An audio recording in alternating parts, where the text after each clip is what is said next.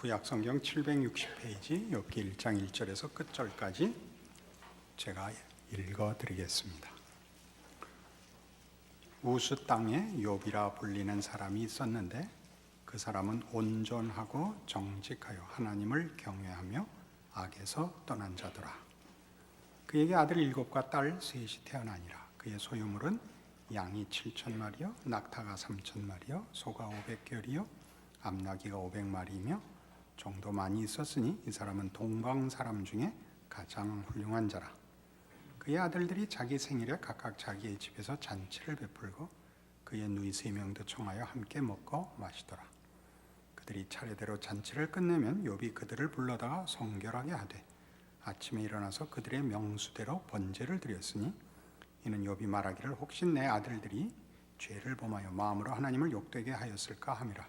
욥의 행위가 항상 이러하였더라. 하루는 하나님의 아들들이 와서 여호와 앞에 섰고 사탄도 그들 가운데 온지라. 여호와께서 사탄에게 이르시되 내가 어디서 왔느냐? 사탄이 여호와께 대답하여 이르되 땅을 두루 돌아 여기저기 다녀왔나이다.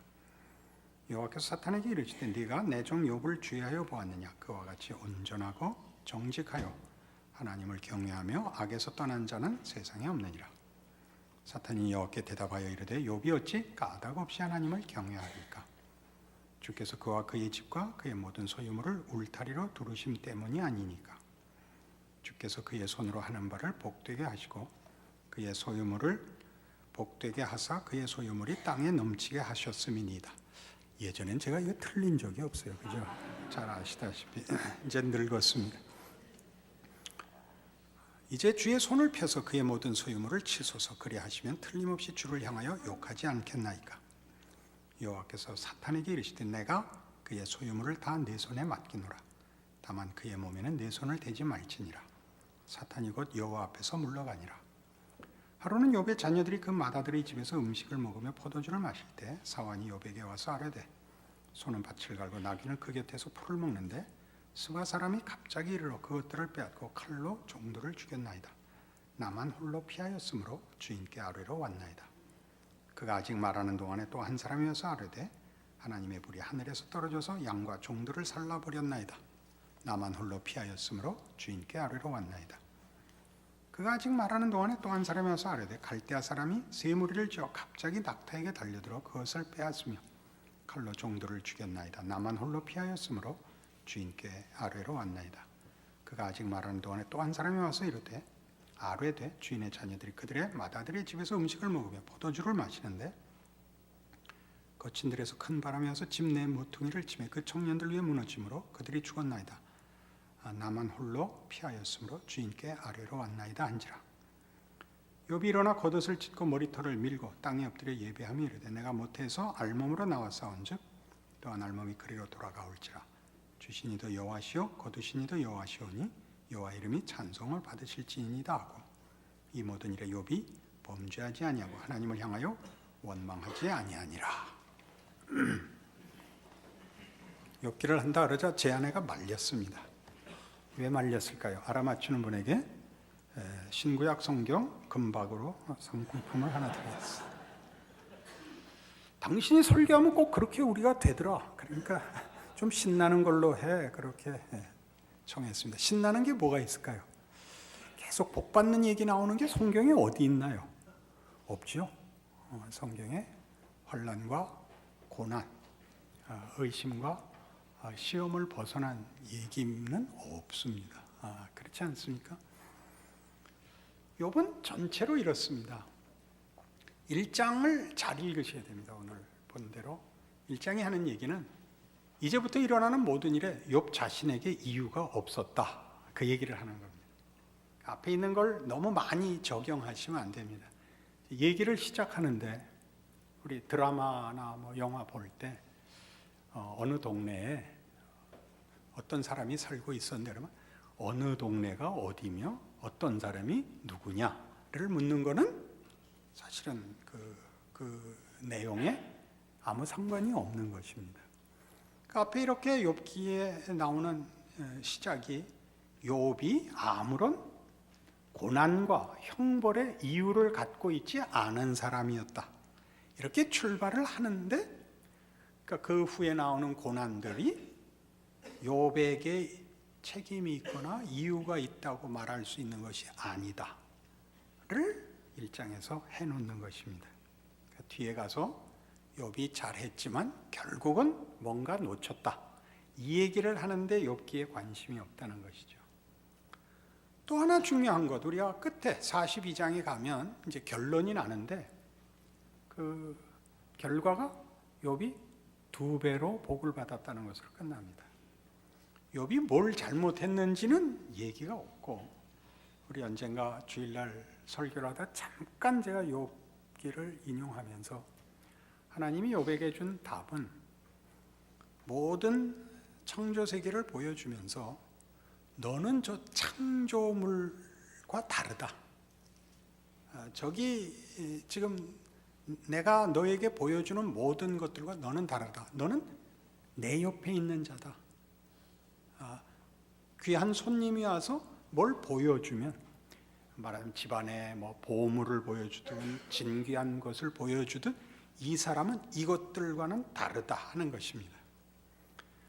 그러니까 그 과정에 이제 이 1장 벌써 하반부부터 나오는 이 어려움과 고난과 재난이 거기까지 내용을 이루고 있는데, 그 긴 내용이 이 욥이 지금 누리고 있는, 자기가 알고 있는 것으로부터 하나님이 우리에게 주려고 하는 자리까지 꼭 통과해야 되는 과정인 것입니다.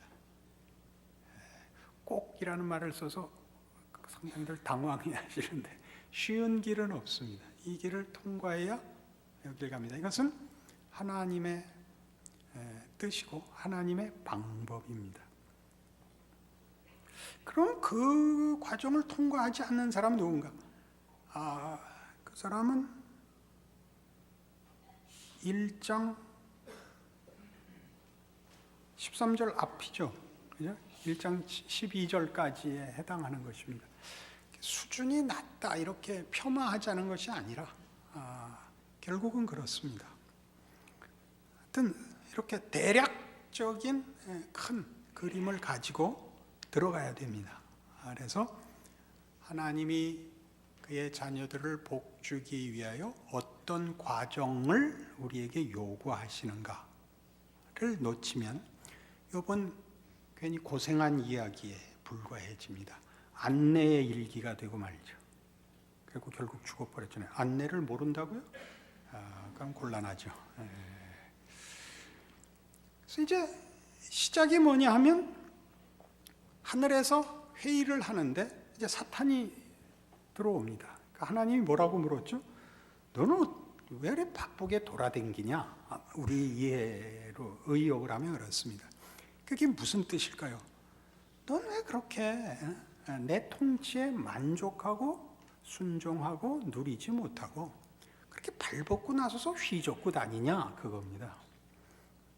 욥을 봐라 이렇게 됐죠. 그래서 사탄이 까닭없이 그가 잘하겠습니까? 하나님이 잘해주시니까 잘하죠. 그 얘기는 너 왜 그 꼴이냐에 대해서 내가 괜히 그러겠습니까? 하나님이 제 마음에 안 들게 구셔서 그렇게 말해도 되나? 그렇죠 라는 말이 들어가 있는 거죠. 그러니까 욥하고 싸우는 게 아니라 사단과 하나님 사이에 말하자면 어떤 논쟁이 됐죠. 너는 왜 그 모양이냐? 저는 하나님이 마음에 다 안 듭니다. 욥은 잘하지 않느냐? 욥을 쳐보십시오.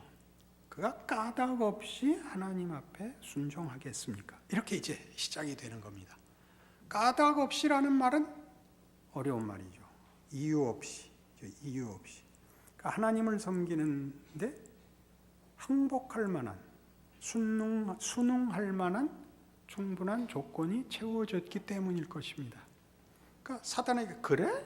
그럼 그 조건을 제거해 보아라. 그 조건을 제거해 보아라의 그 조건이 뭐냐면 사단이 불만인 것이겠죠. 사탄에게도 그 조건을 주었으면 아마 사탄도 만족했을 조건이었겠죠. 그러니까 제거한 것은 하나님 쪽에서 볼 땐 조건이 아닌 것이고, 사탄이나 이제 닥칠 재난 속에서 욥의 반응 속에 나오는 바와 같이 욥에게는 그것이 조건이었겠죠. 그죠? 하나님은 조건으로 안 삼고 있고 우리는 조건으로 삼고 있는 것의 갈등이 재난이 되는 것입니다.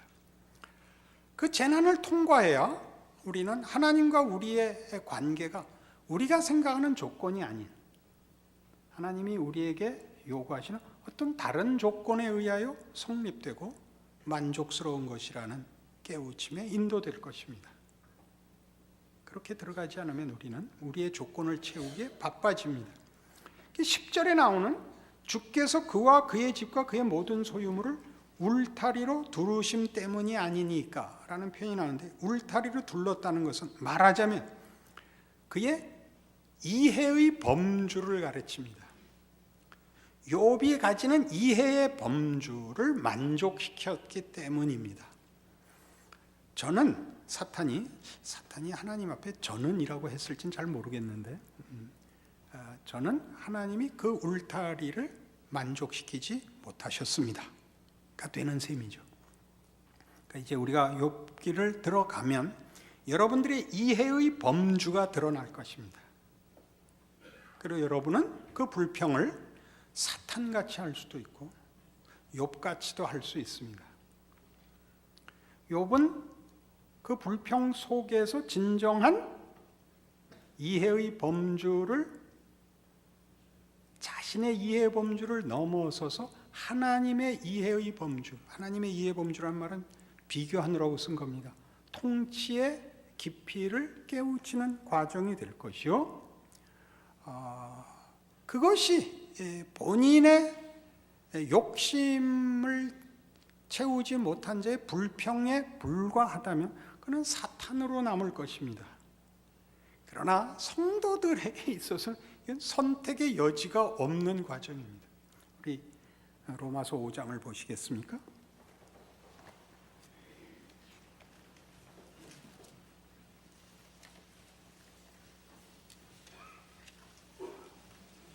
신약성경 244페이지 로마서 5장 1절입니다.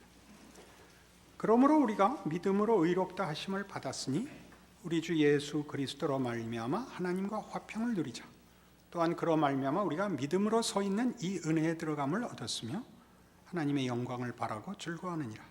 다만 이뿐 아니라 우리가 환난 중에도 즐거워하나니 이는 환난은 인내를, 인내는 연단을, 연단은 소망을 이루는 줄 알미로다.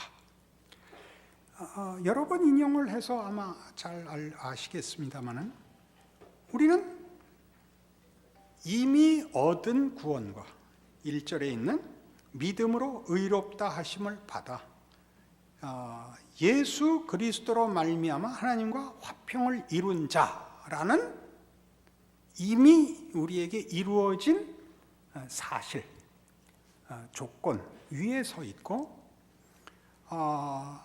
하나님의 영광을 바라고 즐거워하는 약속, 소망 속에 있습니다. 그러니까 이미 일어난 것과 장차 우리가 받을 것 사이가 현재인데, 그 현재를 3절에서 환난 중에도 즐거워한다라고 성경이 선언함으로써 얻은 구원과 그 구원의 영광된 성취 사이는 환난이라 라고 이해할 수밖에 없습니다. 그것이 왜 환난이냐? 환난을 통해서만 인내를, 그리고 그 인내가 연단을, 그리고 그 연단이 소망을 이루는 길이기 때문입니다.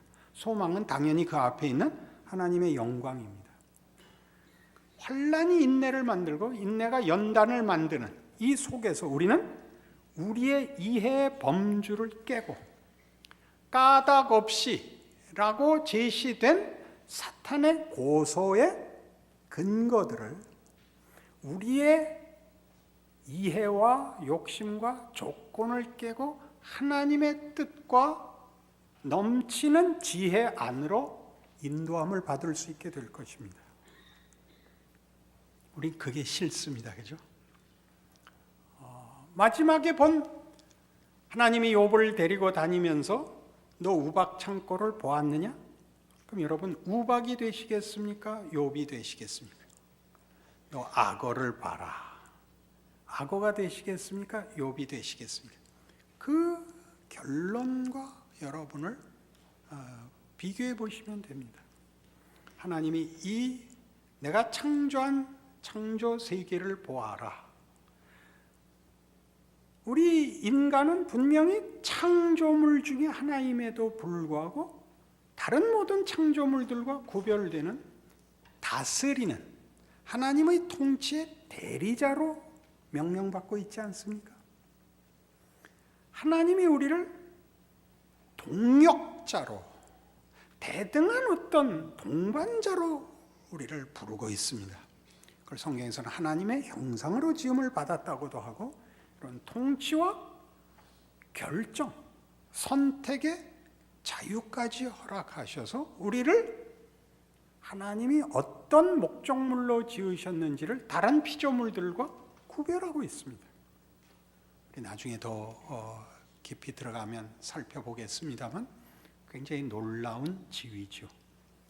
그러나 우리는 그 지위를 모두 버리고 그냥 편안하게 우리가 아는 이해의 범주 내에서 우리가 할 수 있는 것하고 그 할 수 있는 것이라는 것은 우리가 기대하는 결과, 우리가 소원하는 결과를 신에게 받기 위하여 우리가 내놓을 수 있고 우리가 받을 수 있는 것, 그 울타리 안에 있고 싶다 이겁니다. 그러니까 사단이 와서 하나님 앞에 자신의 불만, 자신의 거역함에 대한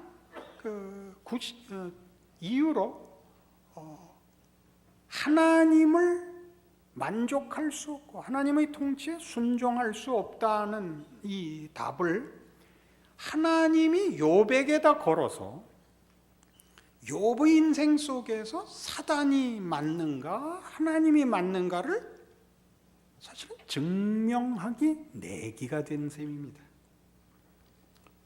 우리는 약간 억울할 수 있죠.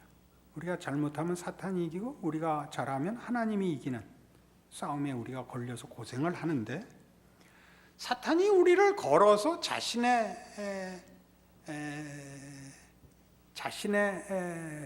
뭐라 그래야 됩니까? 자신의 잘못을 짐을 덜려고 핑계를 대려고 우리를 끌어들이는 것과 다르게 하나님은 자신의 하나님 되심을 욥이라는 한 인간의 한계와 변덕과 연약함에다 걸더라 하는 것입니다. 여기에 말하자면 이유 없이는 안 된다라는 사탄의 도전과 욥의 재난을 허락하시는 하나님이 가진 이해의 범주가 우리의 이해의 범주와 어떻게 다른가 하는 것이 드러납니다. 우리가 깨기 싫어하는 이해의 범주 속에 하나님이 당신을 이해시키기 위하여 그 이해의 범주를 깨물어서 당사자인 욥은 고난을 당하지만 그 고난 속에서만이 자신이 가진 이해의 범주를 깨고 하나님의 범주에 들어올 수 있는 길을 열기로 하시는 것입니다. 그럴 필요가 뭐가 있습니까? 하나님이. 여러분, 애들을 뭐 때문에 때리겠습니까? 안 그렇습니까? 할아버지 할머니가 되어서 제일 노여운 게 뭐냐면 자식들이 애들 데리고 와서 할아버지 할머니 앞에서 때리는 겁니다. 그럼 제일 싫습니다. 그러니까 할아버지 할머니들이 애 버려놓는다는 게 맞죠. 그거 참을 수가 없습니다. 하나님이 그걸 참고 계시다는 걸 알아야 됩니다. 하나님은 어떻게 하나 보자라고 심판을 하시기 위하여 관망하고 계시는 것이 아니라 우리를 통하여 하나님의 범주를 드러내고 항복시키기 위하여 그 아들을 보내시는 바로 그 아픔으로 우리에게 고난을 주는 것입니다. 그건 하나님의 고난입니다. 그 아들을 보내신 예수께서 나의 하나님 어찌하여 나를 버리시나이까라고 울부짖었을 때 하나님은 씩 웃고 계셨겠습니까? 그건 말이 맞질 않습니다. 그죠? 그 아버지의 그 아프심이 그 십자가상에 달렸을 때 온 하늘이 어두워지지 않습니까? 하늘이 울죠. 아버지가 울죠. 똑같은 바로 그 마음으로 그 아들을 보내시는 그 하나님이 그 마음으로 욥에게 고난을 요구하시는 겁니다. 그건 욥의 고난이 아니고 하나님의 고난이죠. 그리하여 이 까닭 없음을 깨는 거죠. 그 욥기 1장에 나오는 그 후에 나오는 이야기들이 전부 그 재난을 고하러 오는 뭘로 표현됐죠? 그 재난을 전하는 사환들, 종들의 보고가 다 갑자기입니다. 갑자기가 뭐죠? 이유 없이죠. 이유 없이. 왜 이유가 없죠? 우리가 아는 이해 범주를 벗어나는 일이 벌어지고 있다는 뜻입니다. 우리로서는 어떠한 결과가 일어나려면 그 이유가 있어야 됩니다. 이유 없이죠. 이유 없이 갑자기 왜요? 하나님이 지금 일하고 계시기 때문입니다. 사단이 일을 하고 있는 것이 아니라 하나님이 일하고 있습니다. 마태복음 6장에 가면 이런 여러분 많이 보셨지만 욥기와 연결해서는 이해하지 않았을 중요한 이런 말씀이 나옵니다. 마태복음 6장 19절에 가면 우리 다 아는 것 같이 모르는 이 말씀이 있습니다. 너희를 위하여 보물을 땅에 쌓아두지 말라. 거기는 좀과 동록이 해하며 도둑이 구멍을 뚫고 도둑질하느니라.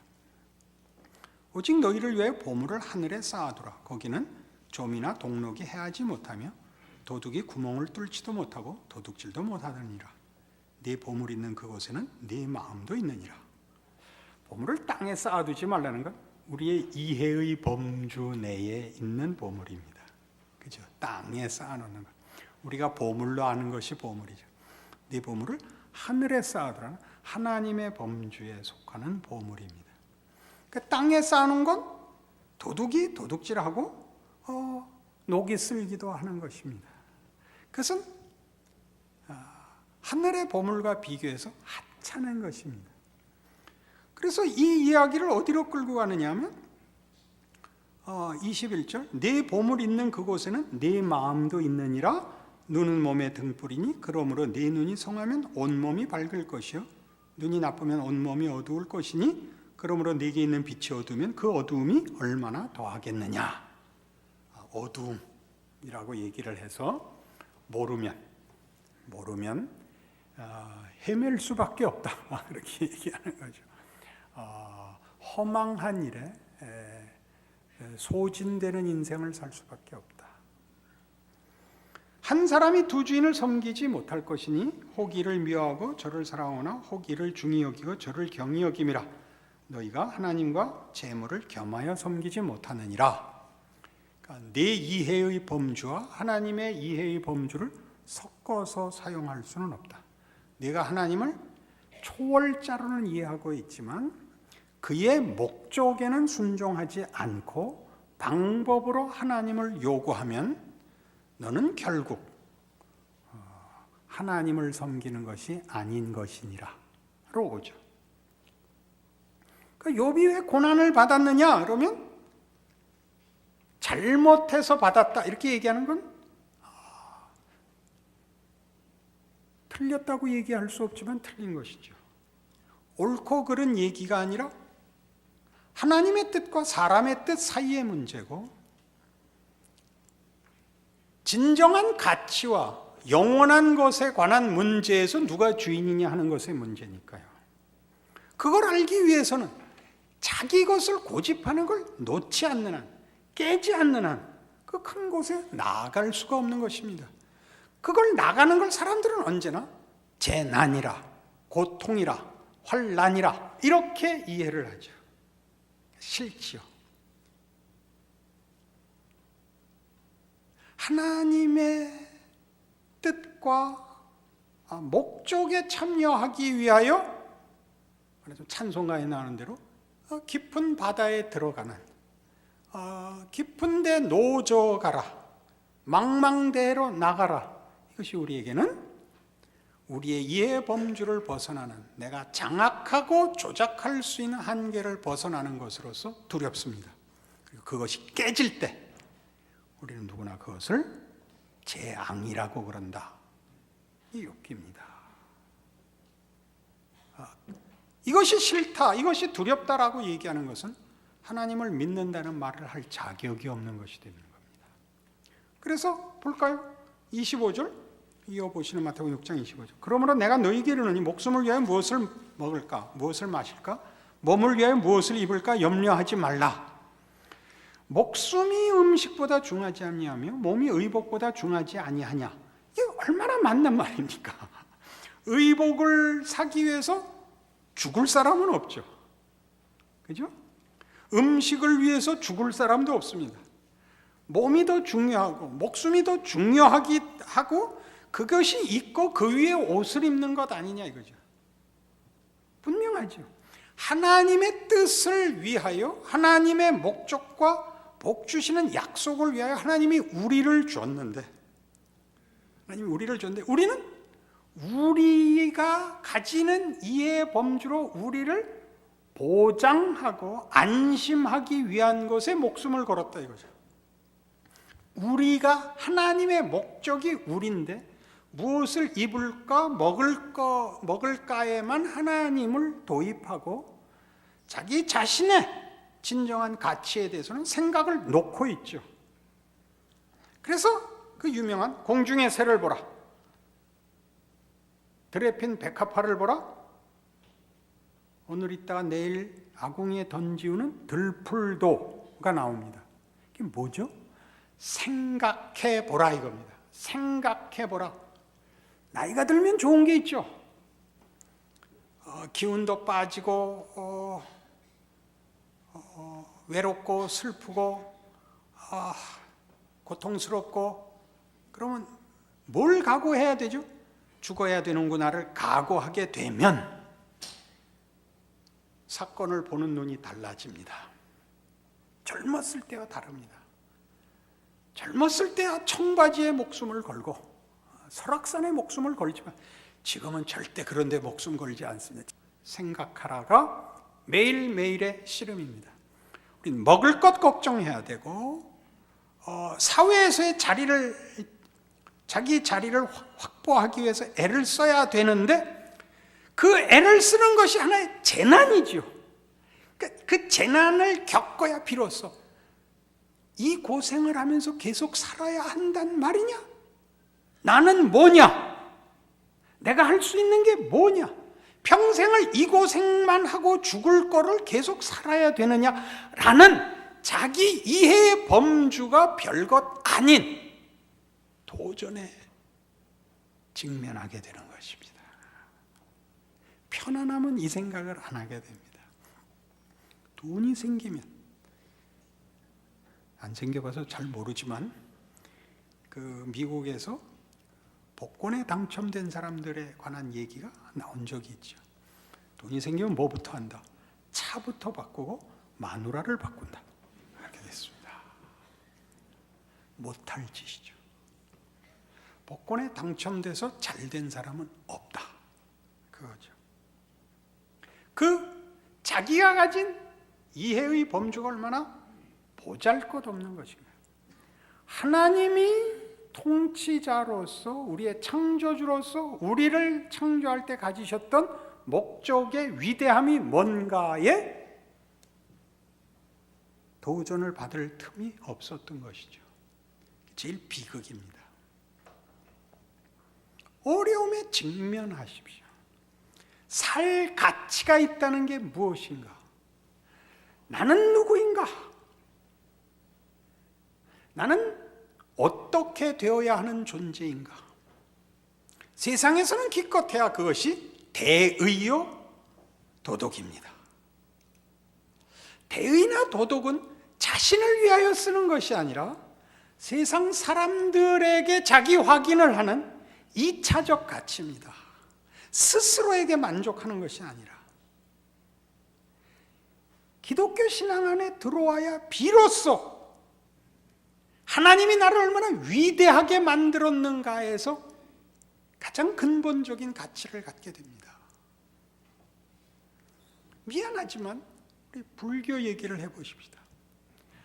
하나님의 이 도전 없이 인간이 정직하고 끈기 있게 인간이 가진 모든 부족함을, 자기의 이해의 범주를 벗어날 길이 뭐냐라고 생각하자 생각하지 않는 것이 되는 것이었습니다.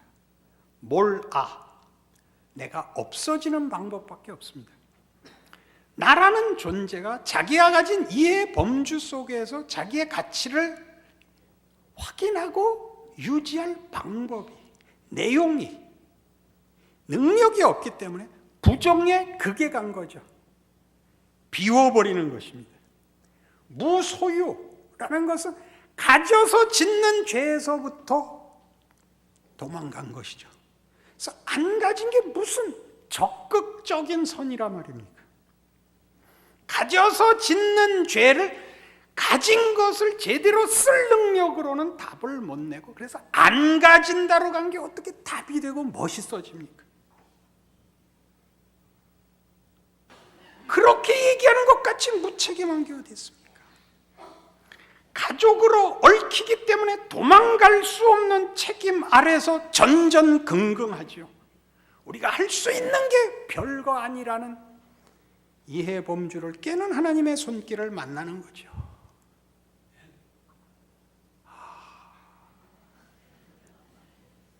산다는 게 얼마나 힘이 듭니까? 그 얘기를 하는 거죠.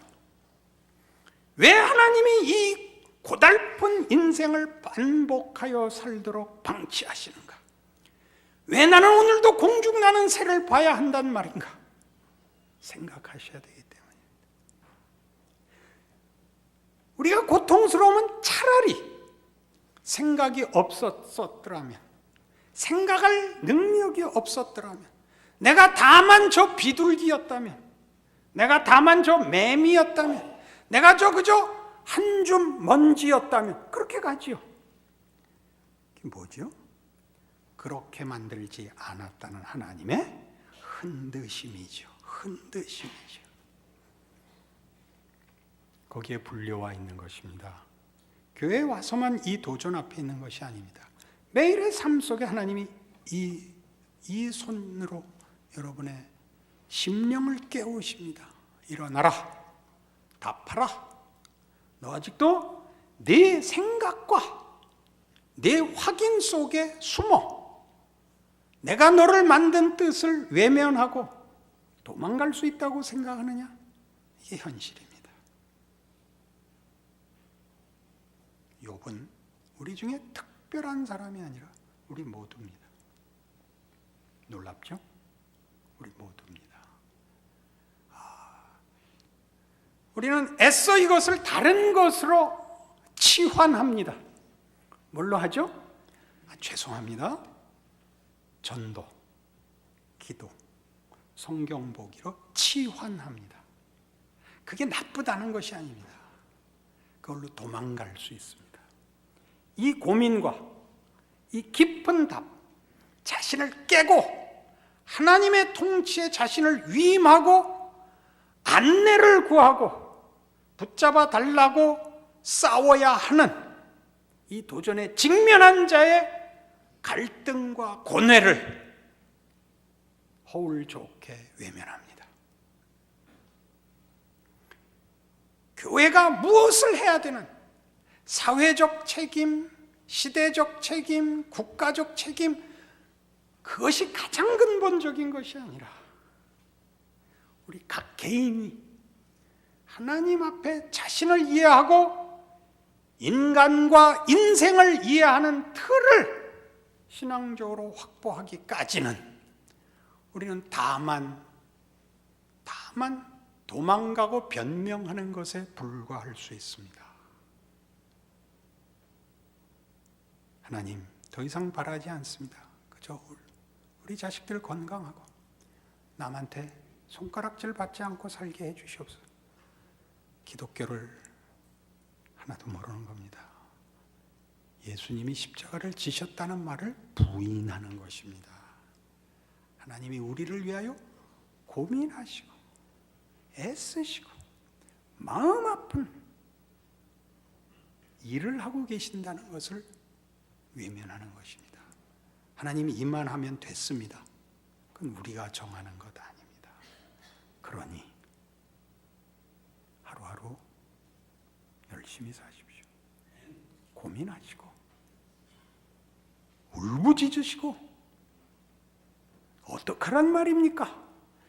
다행히 그 내용이 한참 나오니까 여러분들이 그런 말 하는 거 잘못은 아닙니다. 그것은 필요한 과정입니다. 그 깊이로 들어가야 환난은 인내를, 인내는 연단을. 지금 어디쯤 있을까요? 환난에 있을까요? 인내에 있을까요? 연단에 있을까요? 저는 연단쯤, 연내와 있습니다. 연단의 연. 그 이제 단을 지나 소망에 갈 것입니다. 감사한 일이죠. 감사한 일입니다.